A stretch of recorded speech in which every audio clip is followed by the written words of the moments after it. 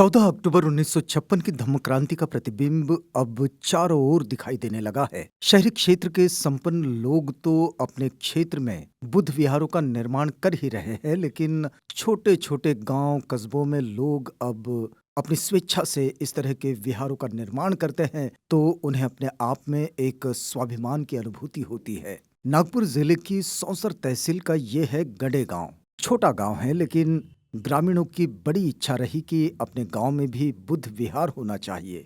गड़े गांव के ही स्मृतिशेष जानबाजी सोमकुंवर की स्मृति में उनके उत्तराधिकारी ने जमीन दान की और फिर क्या था, लोगों ने निर्माण सामग्री का दान किया और बुद्ध विहार का भवन तैयार हो गया। फिर एक दानदाता ने मूर्ति का दान किया और विहार बनने की प्रक्रिया पूर्ण हो गई। आज भदंत आर्य नागार्जुन सुरेश ससाई की अगुवाई में वंदनीय भिक्खु संघ ने यशोधरा बुद्ध विहार का लोकार्पण किया।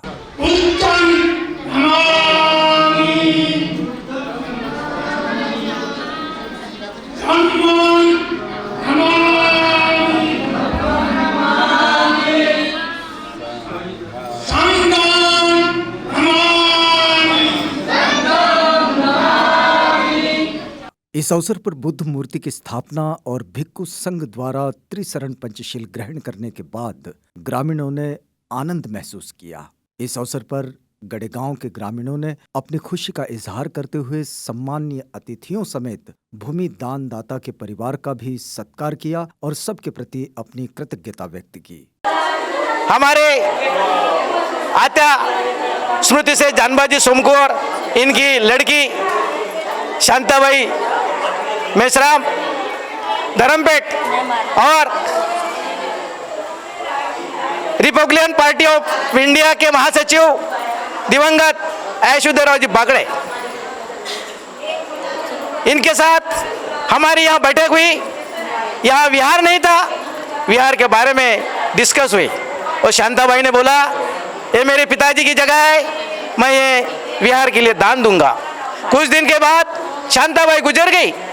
शांताबाई गुजर जाने के बाद वो एडवोकेट वासुदेव बागड़े यहाँ एक प्रोग्राम में आए थे। उसने बताया, जो शांताबाई ने बोला कि यह विहार के लिए दान देंगे। मैं डॉक्टर भगत मुक्काम सौसर का निवासी हूँ। वहाँ पर मुझे ये मालूम चला कि गड़े गांव में बुद्ध विहार का उद्घाटन है। मैं वहाँ के एक ट्रस्ट है एडवोकेट वासुदेव बागड़े एवं नंदाबाई बागड़े मेमोरियल ट्रस्ट बनी हुई है, उस ट्रस्ट के माध्यम से मैं यहाँ पर इस गड़े गांव में आया हूँ। गड़े गांव में जो बुद्ध विहार मुझे मालूम चला कि वासुदेव बागड़े उनके साले साहब थे शिवा सोमकुंवर, उनकी बहुत इच्छा थी यहाँ पर बुद्ध विहार बनाने के लिए अपने ज़मीन दान देने की।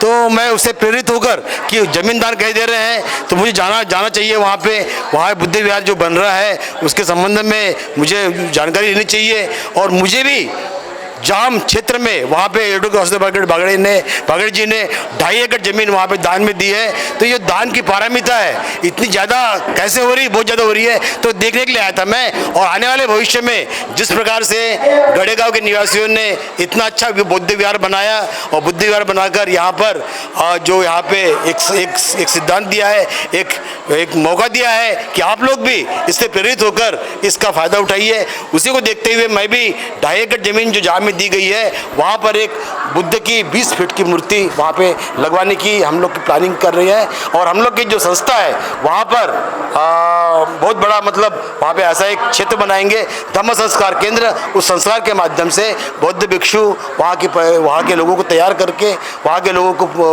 वहाँ अपने लोगों में एक संदेश देने के लिए तैयार करेंगे, ऐसा मैं चाहता हूँ। यशोधरा बुद्ध विहार के लोकार्पण के अवसर पर भदंत आर्य नागार्जुन सुरेश ससाई ने उपस्थितों को संबोधित किया। कार आया नहीं है?